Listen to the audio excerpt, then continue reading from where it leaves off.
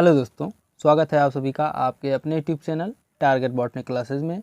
दोस्तों, इस वीडियो में हम लोग एसएसटी का 6वां प्रैक्टिस सेट सॉल्व करने जा रहे हैं। ठीक है, इससे पहले हम लोग 5 प्रैक्टिस सेट सॉल्व कर चुके हैं और जो लोग पिछला प्रैक्टिस सेट नहीं सॉल्व किए हैं वे लोग जा कर के पहले पिछले प्रैक्टिस सेट को सॉल्व करें, उसके बाद फिर आगे का प्रैक्टिस सॉल्व करें। ओके, और आप लोगों से बता देना चाहते हैं कि आप लोगों को प्रीवियस ईयर क्वेश्चन पेपर भर भर के आपके अपने YouTube channel target botany classes पर मिल जाएंगे। ठीक है, आप लोग यूट्यूब चैनल के प्लेलिस्ट में जाइए, वहाँ पर सीटेट के किसी भी टॉपिक के क्वेश्चन का प्रैक्टिस करना चाहते हैं तो आप लोग कर सकते हैं। जैसे एसएसटी है, हिंदी है, साइंस है, सीडीपी है।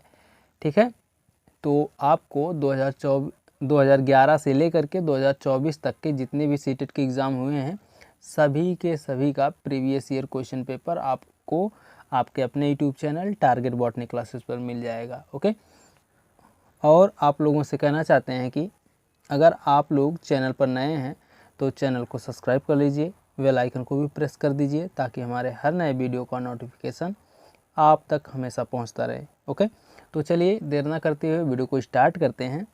देखिए, और आपको बता दें कि ये जो ऑप्शन पर रेड कलर से टिक लगा है ना, ये आपको भ्रमित करने के लिए लगा है भाई। इससे यह पता चलेगा कि आप लोग अपने माइंड से क्वेश्चन का जवाब दे रहे हैं या फिर जिस पर रेड कलर से टिक लगा हुआ है उसी को आप लोग भी अपना आंसर बता दे रहे हैं। ठीक है, तो हमें उम्मीद है कि आप लोग अपने माइंड से सोच समझ कर क्वेश्चन का आंसर देंगे, ना कि जिस पर रेड कलर से टिक लगा है वही ऑप्शन आप लोग बता देंगे कि भाई यही सही है। ठीक है, हम ये नहीं कह रहे हैं कि जिस पर रेड कलर से टिक लगा हुआ है वो क्वेश्चन सही नहीं हो सकता। वो क्वेश्चन सही भी हो सकता है और नहीं भी हो सकता है, इसलिए आप लोगों को सोच समझ कर जवाब देना है। ठीक है, तो चलिए देखते हैं। देखिए, पहला क्वेश्चन है, देखिए, अहोम के विषय में निम्नलिखित में से कौन सा एक तथ्य नहीं है? कौन सा तथ्य नहीं है भाई, बताइए।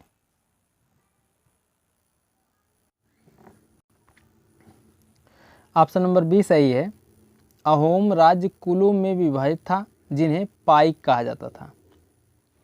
पाइक असम राज्यों में कुल नहीं बल्कि एक प्रकार की बेगार पद्धति थी तथा इस पर असम का अहोम राज्य आधारित था।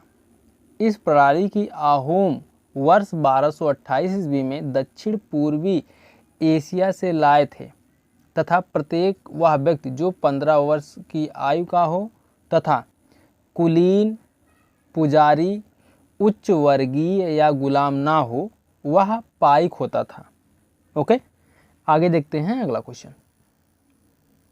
देखिए, निम्नलिखित में से किस पंथ पर आदिवासी प्रभाव परिलक्षित होता है? बताइए भाई। जगन्नाथ पंथ। ठीक है, ऑप्शन नंबर डी सही है। आगे देखते हैं अगला क्वेश्चन। देखिए, अगला क्वेश्चन है, बुद्ध द्वारा लालसाओं व इच्छाओं की तृष्णा को निम्नलिखित में से क्या बताया गया है? बताइए भाई। देखिए, ये क्वेश्चन जो है पिछले प्रैक्टिस सेट में भी आया था, इसमें भी आया है। ठीक है,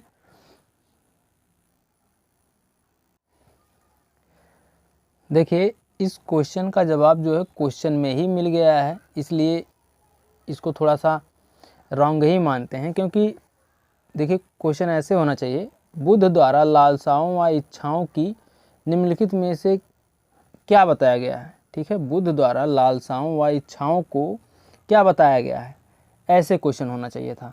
ठीक है, तब ऑप्शन नंबर डी सही होता, तृष्णा। ओके, तो ये इस क्वेश्चन में ही आंसर दे दिया है, इसलिए इसको स्किप करते हैं भाई। आगे देखते हैं। देखिए, निम्नलिखित में से कहाँ सभी अक्षांशों पर दोपहर का सूर्य वर्ष में कम से कम एक बार सीधा ऊपर से चमकता है? बताइए भाई, कहाँ पर? कर्क रेखा और मकर रेखा के मध्य। ऑप्शन नंबर बी सही है। ओके, कर्क रेखा यानी 23.5 डिग्री उत्तरी अक्षांश तथा मकर रेखा यानी 23.5 डिग्री दक्षिणी अक्षांश के बीच सभी स्थानों पर सूर्य वर्ष में कम से कम एक बार सीधा ऊपर चमकता है।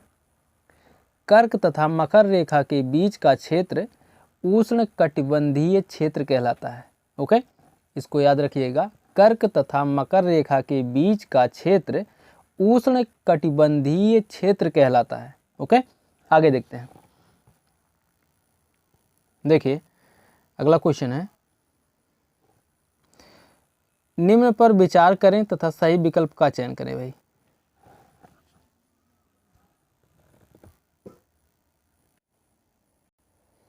देखिए, एक कथन है, मध्याह्न भोजन कार्यक्रम में, ठीक है, मध्याह्न भोजन कार्यक्रम ने जाति पूर्व ग्रहों को तोड़ने में सहायता की है।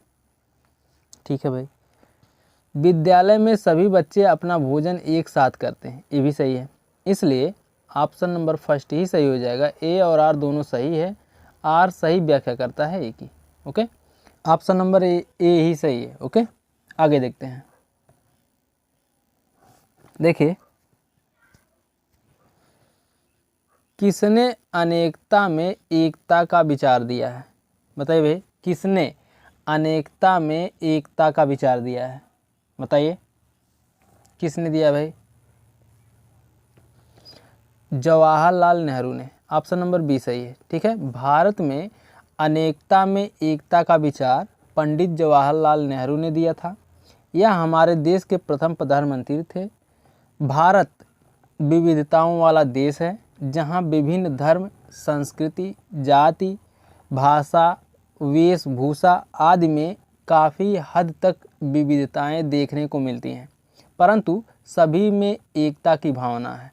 इसलिए जवाहरलाल नेहरू ने भारत में अनेकता में एकता का विचार दिया था। ओके, आगे देखते हैं अगला क्वेश्चन। देखिए, निम्नलिखित में से कौन सा वक्तव्य लिंग रूढ़िवादी, ठीक, लिंग रूढ़िवादी धारणा जैसे जेंडर स्टीरियोटाइप के लिए चुनौती है? लड़के भावुक होते हैं। ठीक है, ऑप्शन नंबर डी सही है। आगे देखते हैं अगला क्वेश्चन। इनके बारे में भी थोड़ा जान लीजिए। लिंग के आधार पर रूढ़िवादी अवधारणा ऐसा हमारे समाज की पुरानी परंपरा चली आ रही है कि घर के सारे काम महिलाओं व लड़कियों के हैं, उसे पुरुष नहीं कर सकते हैं, या घर के बाहर का काम सिर्फ पुरुष एवं लड़के कर सकते हैं, महिलाएं नहीं कर सकती हैं। यह एक रूढ़िवादी अवधारणा है। ओके,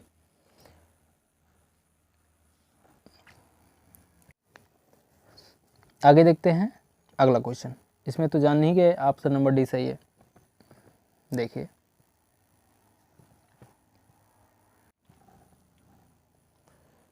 देखिए ऐसा क्यों होता है कि भारत में कृषि मजदूरों को बाजार में प्रचलित मजदूरी, ठीक है, मजदूरी दरों से कम मजदूरी मिलती है? बताइए भाई। क्योंकि यह सरकार द्वारा निर्धारित है तो वे इसे स्वीकार करते हैं। नहीं भाई,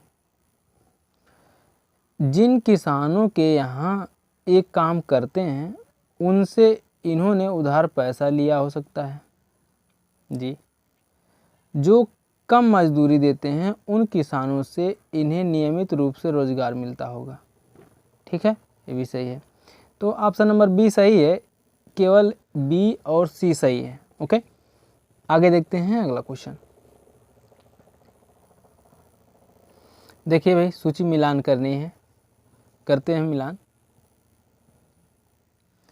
सूची फर्स्ट का सूची सेकंड के साथ मिलान कीजिए। जिक्र, ठीक है, जिक्र है भाई, जिक्र।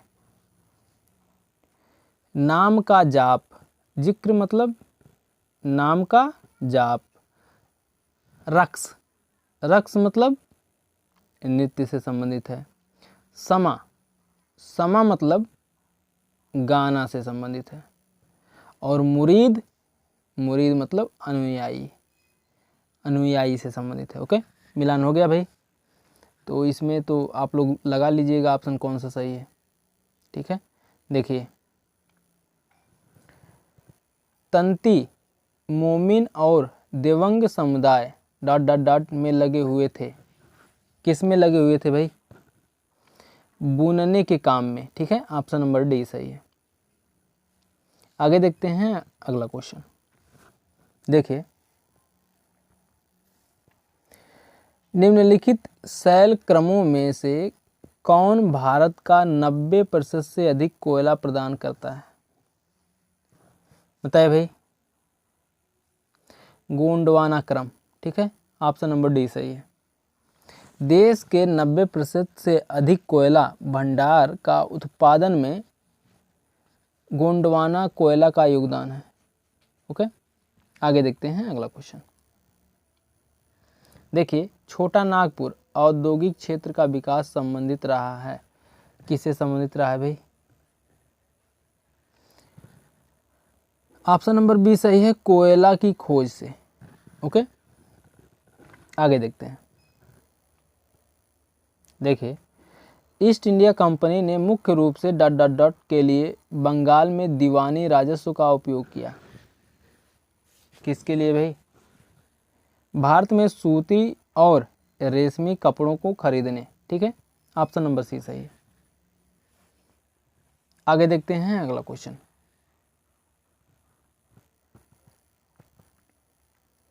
देखिए क्वेश्चन रिपीट हो गया भाई। ठीक है, स्किप करते हैं। देखिए अगला क्वेश्चन है, निम्नलिखित राज्यों में से किस एक राज्य में नामचिक नामफुक, ठीक, नामचिक नामफुक कोयला क्षेत्र अवस्थित है? बताइए भाई किस राज्य में? अरुणाचल प्रदेश में। ओके, ऑप्शन नंबर फर्स्ट सही है। आगे देखते हैं अगला क्वेश्चन। देखिए निम्नलिखित में से कौन सा केंद्र सरकार के राजस्व व्यय में दूसरा सबसे बड़ा है? बताइए भाई कौन सा ऑप्शन सही है? ऑप्शन नंबर सी सही है, रक्षा केंद्र। ओके, केंद्रीकृत योजनाओं पर केंद्र सरकार द्वारा किया जाने वाला व्यय राजस्व व्यय कहलाता है। ओके, केंद्रीकृत, ठीक है, केंद्रीकृत योजनाओं पर केंद्र सरकार द्वारा किया जाने वाला व्यय राजस्व व्यय कहलाता है।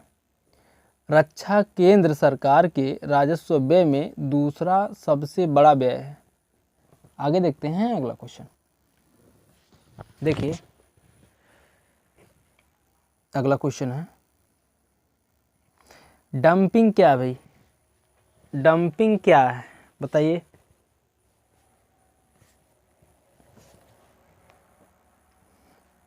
सामानों को उसके उत्पाद लागत से कम कीमत पर विदेशों में बेचा जाना। ठीक है, ऑप्शन नंबर फर्स्ट सही है। डंपिंग के अंतर्गत सामानों को उसके उत्पाद लागत से कम कीमत पर विदेशों में बेचा जाता है, जिससे आयात करने वाले देश में अंतर्राष्ट्रीय व्यापार बिगड़ता है और घरेलू निर्माताओं को नुकसान होता है। WTO के अंतर्गत डंपिंग को अनुकूल दृष्टि से नहीं देखा जाता, फिर भी इस पर कोई निषेध नहीं है। आगे देखते हैं अगला क्वेश्चन। देखिए निम्नलिखित में से स्वाभिमान आंदोलन किसने शुरू किया भाई? बताइए स्वाभिमान आंदोलन किसने शुरू किया? EV रामास्वामी पेरियार। ठीक है, ऑप्शन नंबर फर्स्ट सही है भाई। आगे देखते हैं अगला क्वेश्चन।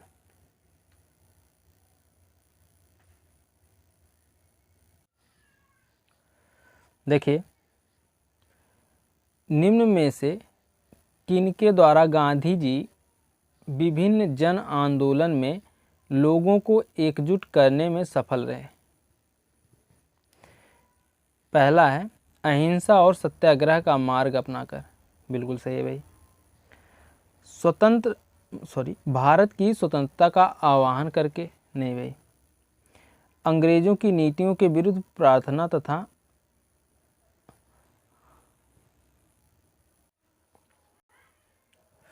अनशन करके। नहीं भाई। आगे देखते हैं। देखिए, लोगों की आवश्यकताएं समझकर तथा क्षेत्रीय मुद्दों को उठाकर। ठीक है, ये भी सही है भाई। इसलिए ऑप्शन नंबर डी सही होगा, ए और डी सही है। आगे देखते हैं अगला क्वेश्चन। देखिए, अगला क्वेश्चन है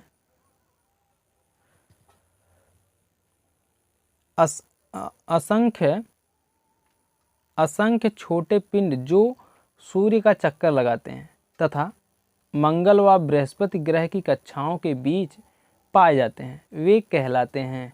क्या कहलाते हैं भाई, बताइए कौन सा ऑप्शन सही है?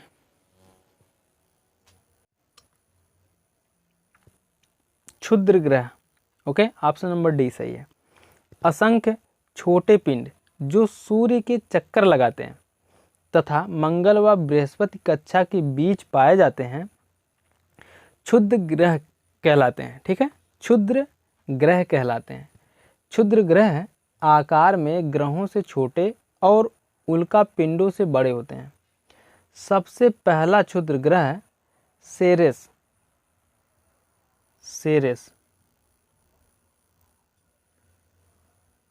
ठीक है, सेरेस। सबसे पहला क्षुद्र ग्रह सेरेस 1819 ईस्वी में खोजा गया था। आगे देखते हैं अगला क्वेश्चन। देखिए, निम्न में से कौन राष्ट्रपति के चुनाव के लिए निर्वाचक मंडल का हिस्सा नहीं है? बताइए भाई। राज्यसभा के मनोनीत सदस्य। ओके, ऑप्शन नंबर सी सही है। राष्ट्रपति के निर्वाचन में संसद के दोनों सदनों के निर्वाचित सदस्य, राज्य की विधानसभाओं के निर्वाचित सदस्य तथा दिल्ली व पुडुचेरी विधानसभाओं के निर्वाचित सदस्य भाग लेते हैं। आगे देखते हैं। देखिए, ग्राम पंचायत और ग्राम सभा के बैठकें डैश द्वारा आहूत की जाती हैं। किसके द्वारा भाई? ग्राम पंचायत सचिव। ऑप्शन नंबर सी सही है। आगे देखते हैं अगला क्वेश्चन, थोड़ा फास्ट करते हैं भाई। देखिए, निम्नलिखित में से कौन सा अधिनियम मॉन्टेगू चेम्सफोर्ड सुधार कहलाता है? बताइए भाई, कौन सा ऑप्शन सही है? भारत सरकार का अधिनियम 1919। ऑप्शन नंबर बी सही है। आगे देखते हैं अगला क्वेश्चन। देखिए, निम्नलिखित में से क्या भारत के संविधान के भाग 3 का अंग नहीं है? बताइए भाई। न्यायपालिका को कार्यपालिका से पृथक करना। ठीक है, क्वेश्चन नंबर 53 का ऑप्शन नंबर बी सही है। आगे देखते हैं अगला क्वेश्चन। देखिए, लोकसभा में अविश्वास प्रस्ताव को प्रस्तुत करने के लिए वांछित न्यूनतम सदस्य संख्या क्या है? बताइए भाई, कौन सा ऑप्शन सही है? 50। ओके, भारत में केवल लोकसभा यानी भारत की संसद के निचले सदन में अविश्वास प्रस्ताव पेश किया जा सकता है। यह प्रस्ताव चर्चा के लिए स्वीकार किया जाता है जब सदन के न्यूनतम 50 सदस्य प्रस्ताव का समर्थन करते हैं। ओके, आगे देखते हैं अगला क्वेश्चन। देखिए, मिलान करना है भाई। देखिए, सूची सेकंड में दिए गए नीति निर्देशक सिद्धांतों का मिलान सूची फर्स्ट में दिए गए भारतीय संविधान के अनुच्छेदों से कीजिए। करिए भाई, कौन सा मिलान किससे है? जल्दी कीजिए।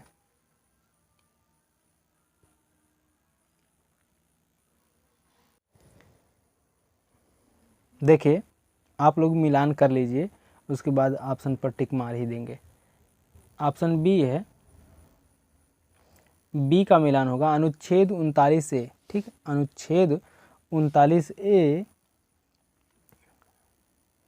का चौथे से मिलान होगा सामान्य न्याय तथा निःशुल्क कानूनी, ठीक है, कानूनी सहायता। ओके, बी का चौथे से। और सी का देखिए अनुच्छेद 42, अनुच्छेद 42 का सी का तीसरे से ही काम करने के लिए न्यायोचित और मानवीय स्थितियां तथा मातृत्व राहत। ओके, और क्वेश्चन डी है, देखिए अनुच्छेद 50 जो है, अनुच्छेद 50 का ऑप्शन नंबर फर्स्ट से मिलान होगा न्यायपालिका को कार्यपालिका से पृथक करना। ठीक है, और अनुच्छेद 41 मतलब ऑप्शन ए है, अनुच्छेद 41 का दूसरे से मिलान हो जाएगा काम का अधिकार। ओके, आगे देखते हैं अगला क्वेश्चन। इसमें तो आप लोग जान ही गए होंगे कौन सा ऑप्शन सही होगा। ऑप्शन नंबर बी सही है भाई, मिलान कर लीजिएगा। आगे देखते हैं। देखिए पंचायत का कार्यकाल होता है, कितना होता है भाई? प्रथम बैठक के लिए निर्धारित तिथि से 5 वर्ष। ठीक है, ऑप्शन नंबर सी सही है। आगे देखते हैं अगला क्वेश्चन। देखिए निम्नलिखित में से कौन सी पृथ्वी दिन की परिभाषा है? बताइए भाई, निम्नलिखित में से कौन सी पृथ्वी दिन की परिभाषा है?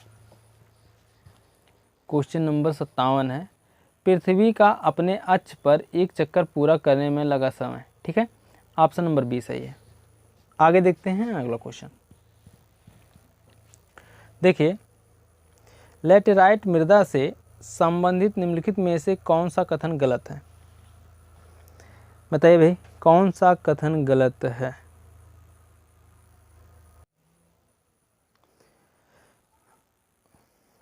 लैटेराइट मृदा वैकल्पिक नम, शुष्क ऋतु, उष्ण कटिबंधीय तथा उपोष्ण कटिबंधीय जलवायु के नीचे उत्पन्न होती है। ठीक है, ऑप्शन नंबर फर्स्ट सही है।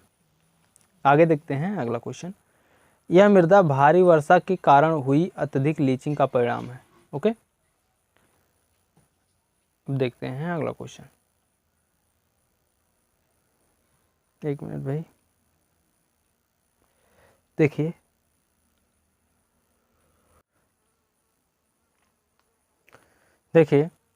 अटलांटिक महासागर के संदर्भ में नीचे दिए गए कथनों में कौन सही है? बताइए भाई, कौन सा सही है? बताइए।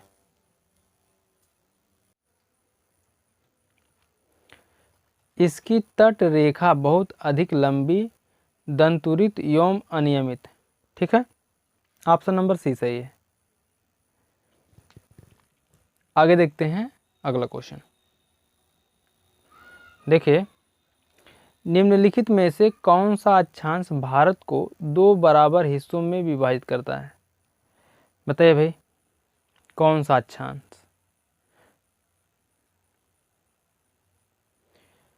23 डिग्री 30 नॉर्थ डिग्री। ठीक है, ऑप्शन नंबर डी सही है। आगे देखते हैं अगला क्वेश्चन। देखिए जल का संकरा भाग जो 2 बड़ी जल राशियों जैसे समुद्रों या महासागरों को जोड़ता है वह क्या कहलाता है? बताइए भाई, क्या कहलाता है? बताइए, कौन सा ऑप्शन सही है? जल्दी बताइए भाई। जल संधि। ठीक है, ऑप्शन नंबर ए सही है। आगे देखते हैं अगला क्वेश्चन। देखिए निम्नलिखित में से किस नदी के साथ हाइड्रो इलेक्ट्रिक पावर प्लांट जुड़ा हुआ है? बताइए भाई, किसके साथ? चेनाब नदी के साथ। ठीक है, ऑप्शन नंबर बी सही है। आगे देखते हैं अगला क्वेश्चन। देखिए, संजय गांधी राष्ट्रीय उद्यान कहाँ स्थित है? बताइए भाई, संजय गांधी राष्ट्रीय उद्यान कहाँ स्थित है? मुंबई में। ओके, ऑप्शन नंबर फर्स्ट सही है। आगे देखते हैं अगला क्वेश्चन। देखिए, निम्नलिखित में से कौन सी नदी केरल में नहीं बहती? बताइए भाई, कौन सी नदी केरल में नहीं बहती?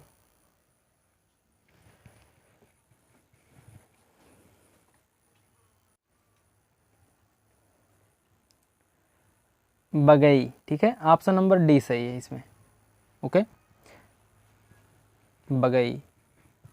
भारत के पश्चिमी तट पर स्थित केरल राज्य में काबिनी, नैयर, भावनी, पेरियार तथा पंपयार नदियां बहती हैं। बगई का उद्गम स्थान मदुरई तमिलनाडु में है और मदुरई शहर भी बगई नदी के किनारे ही अवस्थित है। ओके, आगे देखते हैं। देखिए, निम्नलिखित कथनों को पढ़िए और सही विकल्प चुनिए। बताइए भाई, सही विकल्प कौन सा है? तेल और गैस भारत की कुल ऊर्जा खपत का 35% है। जी बिल्कुल। और भारत विश्व का तीसरा सबसे बड़ा तेल उपभोक्ता है। ये भी सही है भाई। ठीक है, तो ऑप्शन नंबर डी सही हो जाएगा, दोनों सही है। भारत, अमेरिका एवं चीन विश्व के 3 सबसे बड़े तेल उपभोक्ता देश हैं।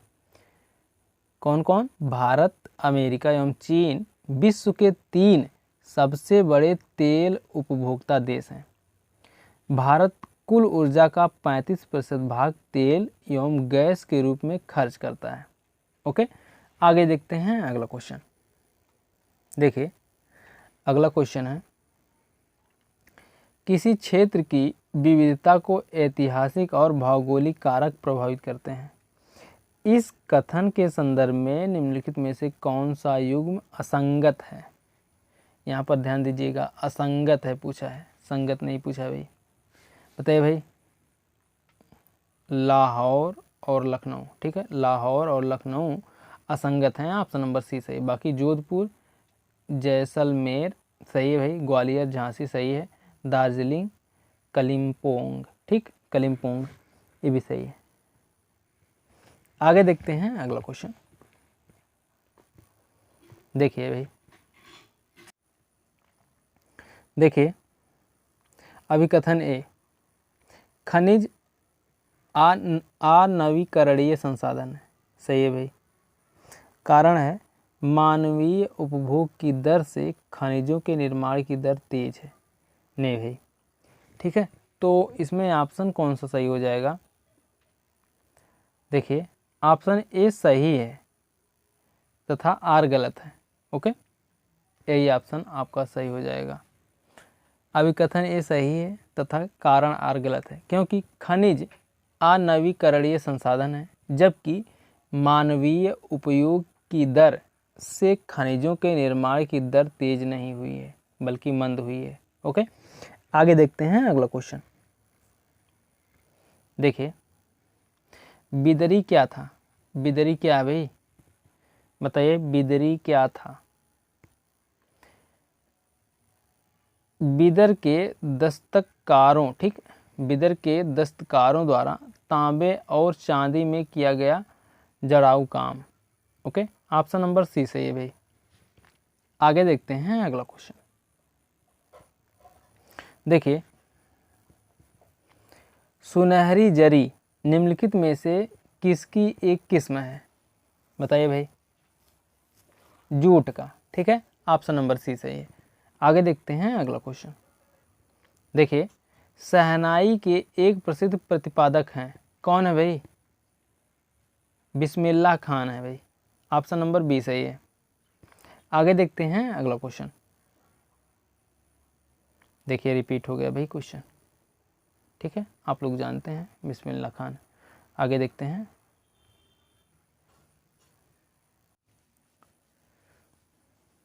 देखिए, दिए गए कथनों ए और बी को पढ़िए और सही उत्तर का चयन कीजिए। आलोचनात्मक सोच धारणाओं के निर्माण तथा विचारों के अनुप्रयोग और विस्तार को बढ़ावा देती है। सही है भाई, बिल्कुल सही है। और दूसरा है, यह दूसरों के तर्कों और विश्वासों को समझने और मूल्यांकन करने में मदद नहीं करती। नहीं भाई, करती हैं। तो पहला सही है, दूसरा गलत है। ठीक है, तो इसमें ऑप्शन नंबर फर्स्ट ही सही हो जाएगा भाई। ए सही है और बी असत्य है। ठीक है, गलत है। आगे देखते हैं अगला क्वेश्चन। देखिए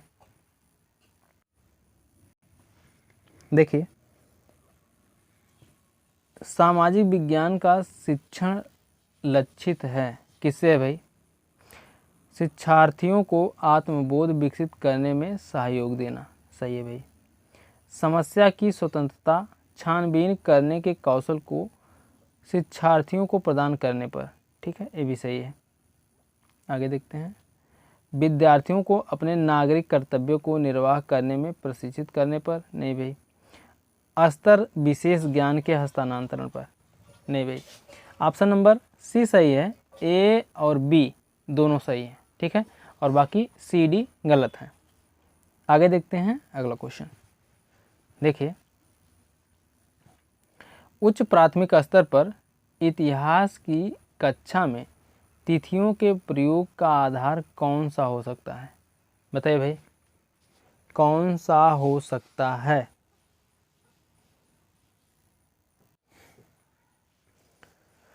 सन्निकट तिथियां। ठीक है, ऑप्शन नंबर बी सही है।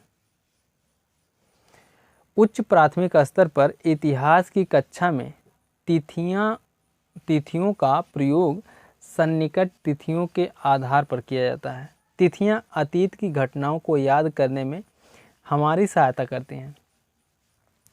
अतीत के अवसरों, अतीत मतलब समझ रहे हैं ना, जो बीत गया।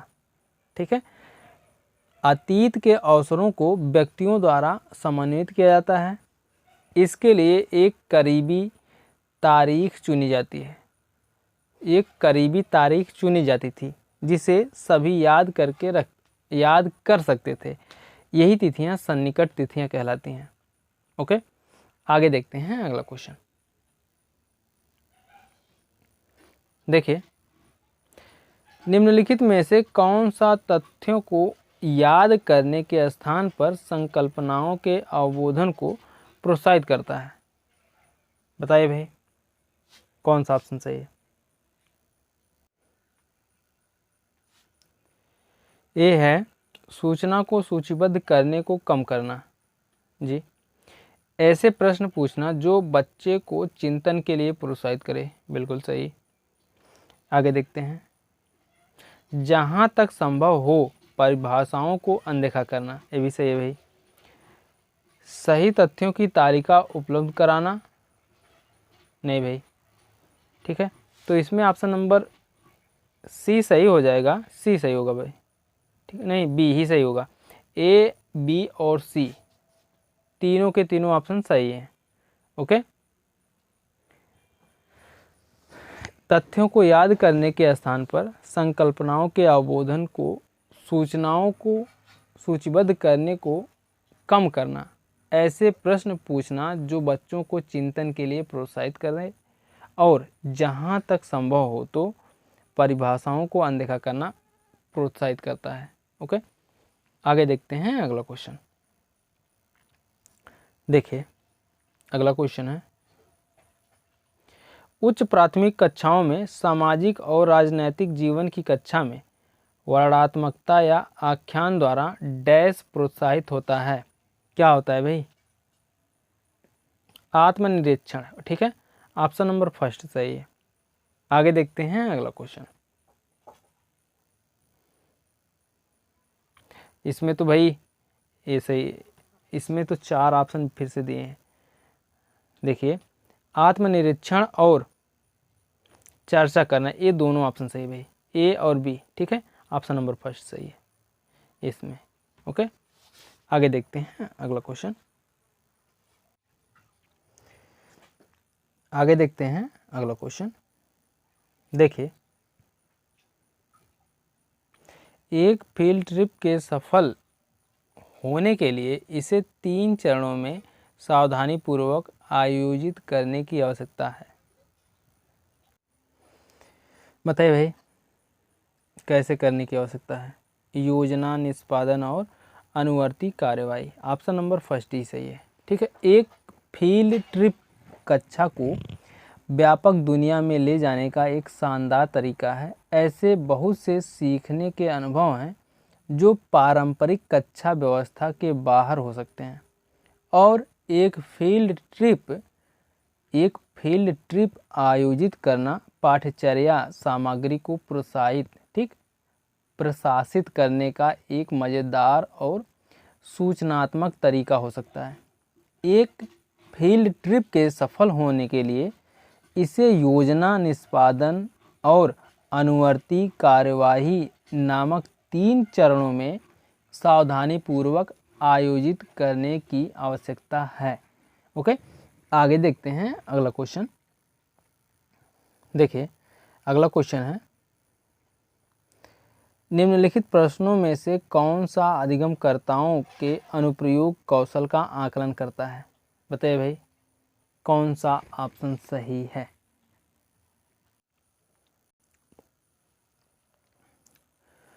वायुमंडल में कौन सी गैस हरित गृह प्रभाव यानी ग्रीन हाउस इफेक्ट बनाती है?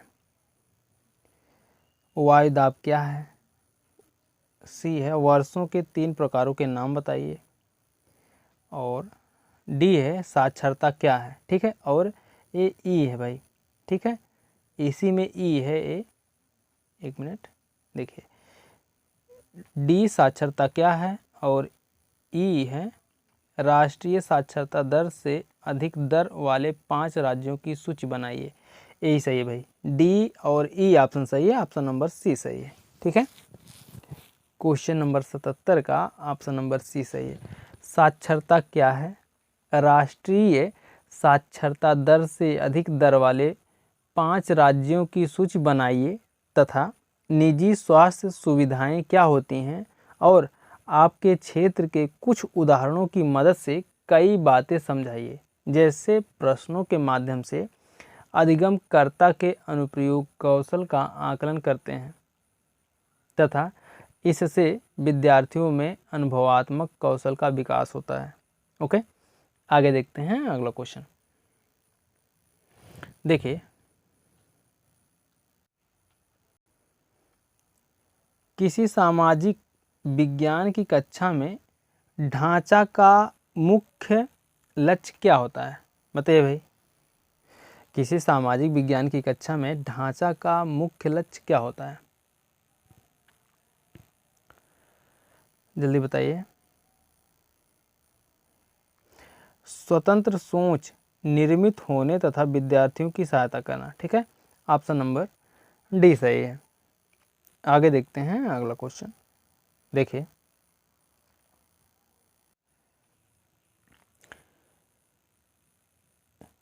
निम्नलिखित में से कौन सा विकल्प आलोचनात्मक चिंतन के बेहतर अवसर प्रदान करने वाली सामाजिक विज्ञान की कक्षा को बेहतर तरीके से दर्शाता है? बताइए भाई।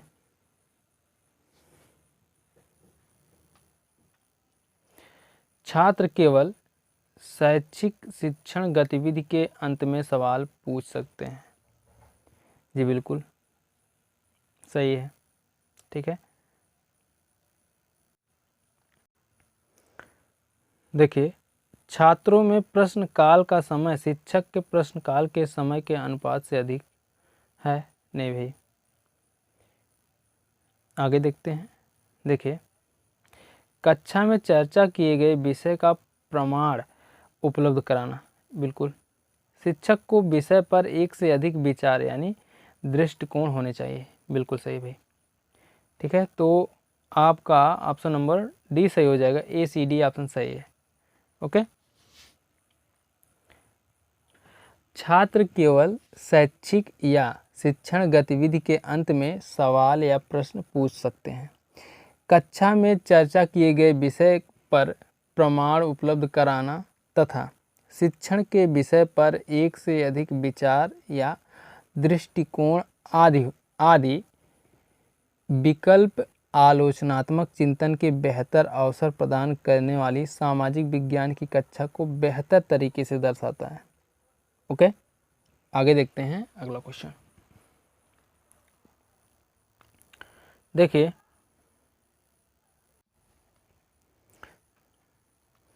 एक सामाजिक विज्ञान की शिक्षिका अपने विद्यार्थियों से निम्नलिखित प्रश्न पूछती है। पंचायत को एक समिति के द्वारा ही कार्य क्यों करना होता है? क्यों सरपंच को ही हमारी शक्तियां नहीं दे दी जाती? उसके द्वारा पूछा गया प्रश्न किस प्रकार के उत्तरों की अपेक्षा करता है? बताइए भाई। पंचायत व्यवस्था की गहन समझ, बिल्कुल सही है। खतरों व लाभों के बारे में सोचना, केवल व्यवस्था की कमियां दिखाना, नहीं भाई। विभिन्न विकल्पों की तुलना करके स्थिति को बेहतर बनाने की लगातार खोज में लगना, बिल्कुल ठीक है। ए बी डी ऑप्शन सही है। ए बी डी ऑप्शन किस में भाई? ऑप्शन नंबर सी सही है। Okay, A B D. आगे देखते हैं अगला क्वेश्चन। देखिए,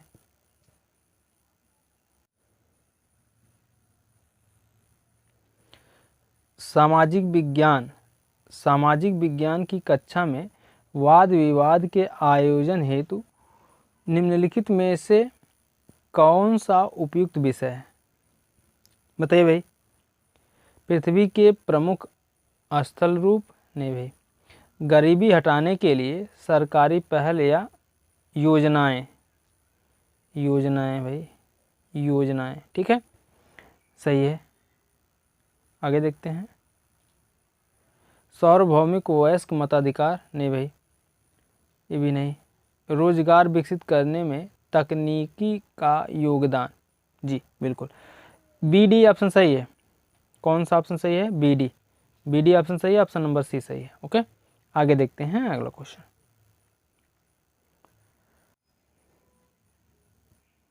देखिए, निम्नलिखित में से कौन सा प्रश्न दिहाड़ी मजदूरों के विषय पर समीक्षात्मक चिंतन कौशल विकसित करने में सबसे ज़्यादा प्रभावी होगा? बताइए भाई, कौन सा ऑप्शन सही है? क्या कारखाने की तुलना में कॉल सेंटर में काम करने की स्थिति बेहतर होती है? ऑप्शन नंबर बी सही है। ओके, क्या कारखाने की तुलना में कॉल सेंटर में काम करने की स्थिति बेहतर होती है? समीक्षात्मक चिंतन हमें समस्या को पहचानने और उनके लिए समाधान ढूंढने में मदद करता है। इसके जरिए हम विकट परिस्थितियों में त्रुटि रहित काम करने के साथ साथ सही निर्णय भी ले पाते हैं। ओके, आगे देखते हैं। देखिए, निम्नलिखित में से कौन सा कौशल विविधता एवं भेदभाव विषय के शिक्षण के दौरान छात्रों में विश्लेषणात्मक क्षमताओं के विकास को सूचित करता है? बताइए भाई, कौन सा ऑप्शन सही है? यह समझाने में समर्थ होना कि कैसे परस्पर निर्भरता सामाजिक कल्याण को बढ़ावा देता है। ठीक है, ऑप्शन नंबर बी सही है। यह समझाने में समर्थ होना कि कैसे परस्पर निर्भरता सामाजिक कल्याण को बढ़ावा देती है। कौशल विविधता एवं भेदभाव विषय के शिक्षण के दौरान छात्रों में विश्लेषणात्मक क्षमताओं के विकास को सूचित करता है। ओके, आगे देखते हैं अगला क्वेश्चन। देखिए, अगला क्वेश्चन है, निम्नलिखित में से ... के अतिरिक्त सभी सृजनात्मक चिंतन के अभिलक्षण हैं। किसके अतिरिक्त भाई?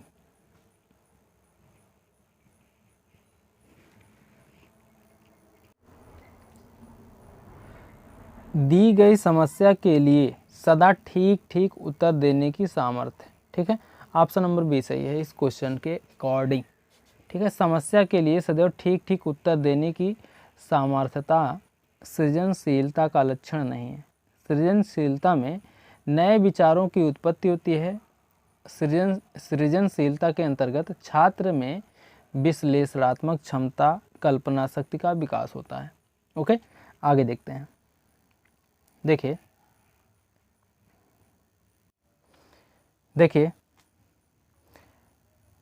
निम्नलिखित में से प्राथमिक स्रोत की पहचान कीजिए जिनका इस्तेमाल भारतीय बुनकरों की दुर्दशा को समझने के लिए हुआ जब ब्रिटेन में सूती कपड़ा उद्योग के विकास की शुरुआत हुई। बताइए भाई।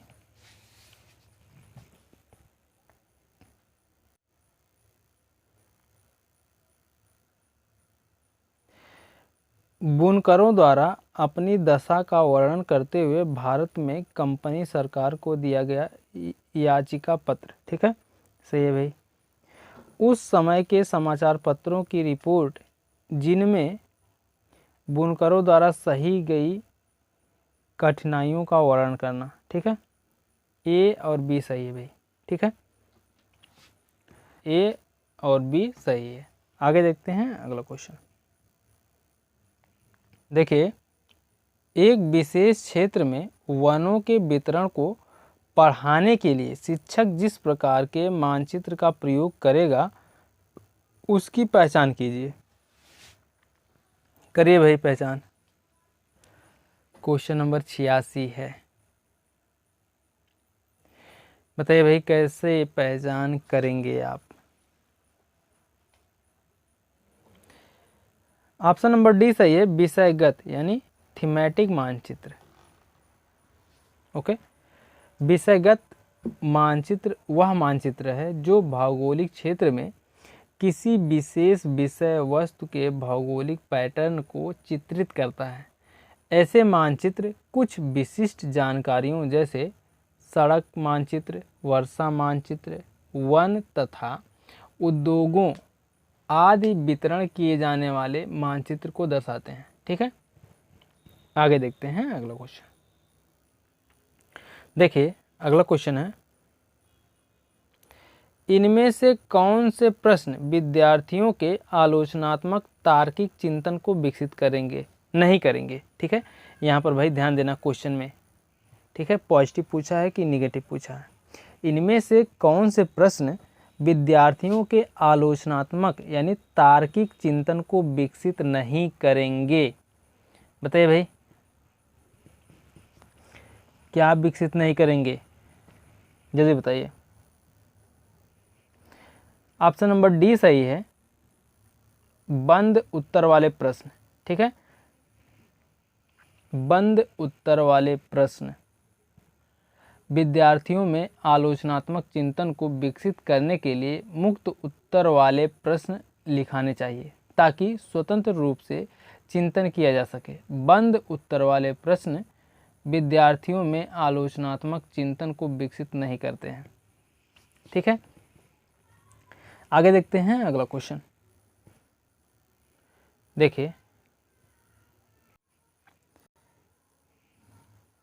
देखिए सामूहिक परियोजनाओं के दौरान अध्यापक की भूमिका है कि क्या भाई, विषयों को बांटकर बाकी काम समूहों पर छोड़ दे। ठीक है, विषयों को बांटकर बाकी काम समूहों पर छोड़ दे। नहीं भाई, आगे देखते हैं।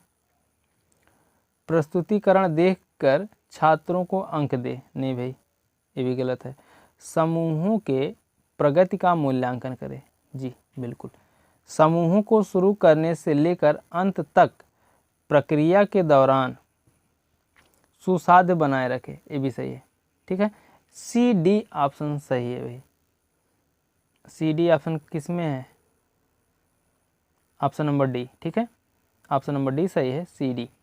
आगे देखते हैं अगला क्वेश्चन। देखिए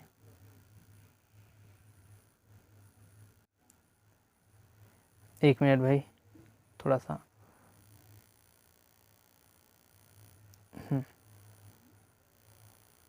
देखिए, निम्न गतिविधियों में से किस गतिविधि द्वारा विद्यार्थियों में मानक समय के संप्रत्यय के अनुप्रयोग की क्षमता का आकलन किया जा सकता है? बताइए भाई। किसके द्वारा?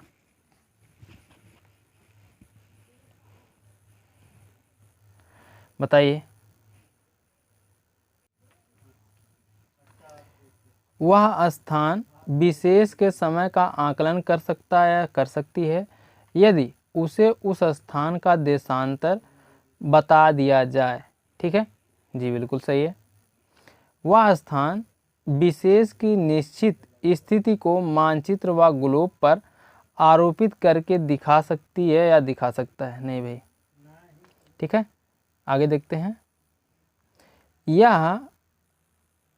वह यह समझता या समझती है तथा बता सकता है या बता सकती है कि जब भारत में 5:30 अपराह्न होता है तब लंदन में दोपहर के 12 क्यों बजे होते हैं?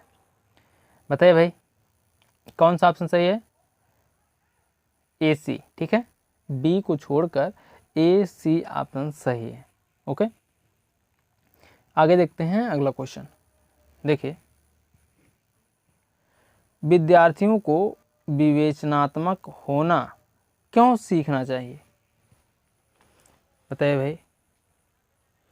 यह समझने के लिए मुद्दे उनकी खुद की ज़िंदगी में कैसे जुड़े हुए हैं। ठीक है, यह समझने के लिए मुद्दे उनकी खुद की ज़िंदगी में कैसे जुड़े हैं। ठीक है, ऑप्शन नंबर बी सही है भाई। विद्यार्थियों को विवेचनात्मक होना इसलिए सिखाया जाना चाहिए ताकि वे समझ सकें कि मुद्दे उनकी खुद की ज़िंदगी में किस प्रकार जुड़े होते हैं।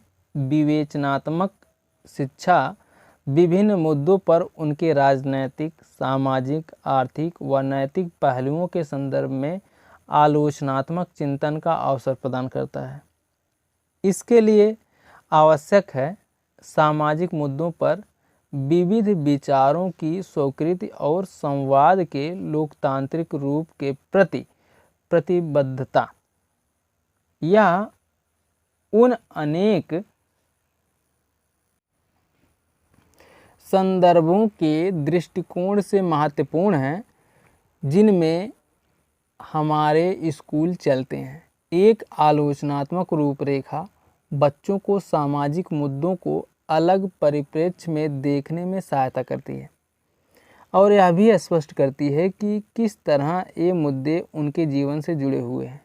ओके, तो ऑप्शन नंबर बी सही है। तो दोस्तों, ये तो थे एसएसटी के 60 क्वेश्चन।